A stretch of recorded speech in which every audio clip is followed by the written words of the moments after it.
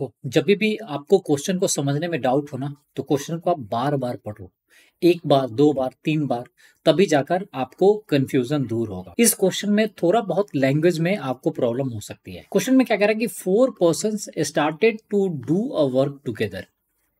4 लोग हैं, कौन कौन से हैं? ए, बी, सी और डी। ये चारों लोग एक साथ मिलकर काम करना क्या करते हैं? स्टार्ट करते हैं। आगे अगर आप ध्यान से देखोगे तो क्वेश्चन में ratio of time taken by A, B, C, D if they work alone is 4:3:2:5। इस इंफॉर्मेशन का हम सबसे पहले यूज करते हैं। अगर ए, बी, सी और डी अकेले काम करेंगे तो कितना टाइम लेते हैं बच्चों? ये 4, ये 3, ये 2 और 5 लेता है। तो आप क्या करो, कोई भी एक वर्क यूनिट अज्यूम कर लो।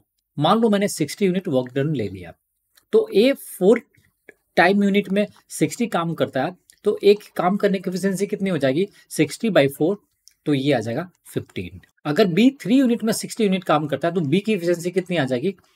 20। सी की एफिशिएंसी कितनी आ जाएगी? वो आ जाएगी 30।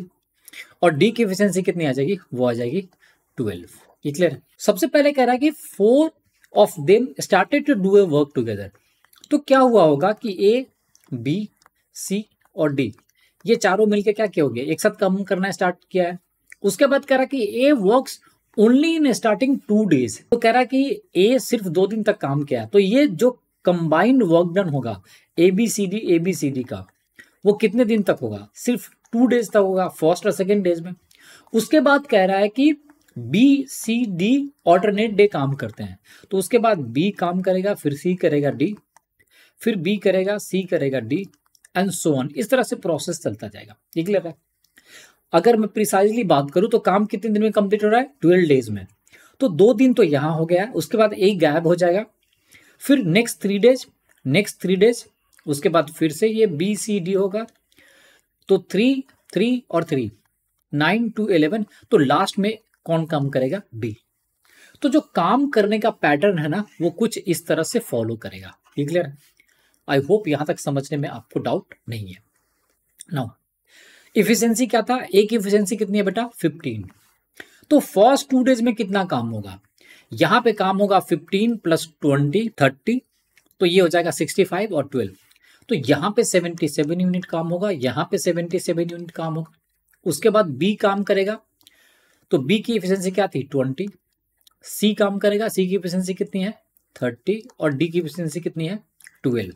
तो मैं अगर इस कंबाइंड 3 डेज की बात करूं तो यहां पे काम हो जाएगा 62, 30 और 2 50 और 12 62। यहां पे भी 3 डेज में 62, यहां पे भी 3 डेज में 62, और लास्ट में जो बी काम करेगा उसका एफिशिएंसी कितना है? 20। इन दोनों को ऐड करो तो 70 और 70, 140 और 7, तो ये 154 यूनिट। 62, 62 और 62, ये हो जाएगा बेटा 186। सिंपल सा लॉजिक है, 60 × 3 180 और 2 × 3 तो 6, तो 186 और लास्ट में कितना है? 20। तो जो टोटल काम हुआ है वो इन तीनों का क्या हुआ है? सम।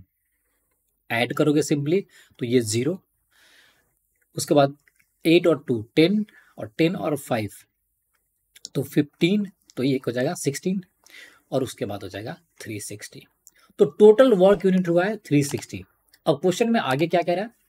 आपको निकालना है in how many days A and C can complete the work if they work together.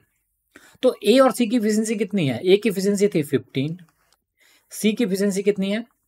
वो है बेटा 30। तो इन दोनों का कंबाइंड एफिशिएंसी कितना हो जाएगा? 45। तो इनको टाइम कितना लगेगा? 360 डिवाइडेड बाई 45, 45 से कैंसिल हो जाएगा ये 8 टाइम्स। 8 5 से कितना था? 40 और 30, हाँ 8 टाइम्स। तो नंबर ऑफ डेज कितना आएगा? Option number D. ये क्लियर है?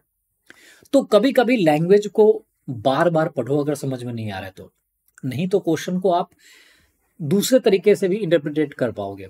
ये क्लियर है? और उस केस में आंसर कुछ और आएगा। सो आई होप आपको समझ में आ गया होगा। So thanks for watching the video.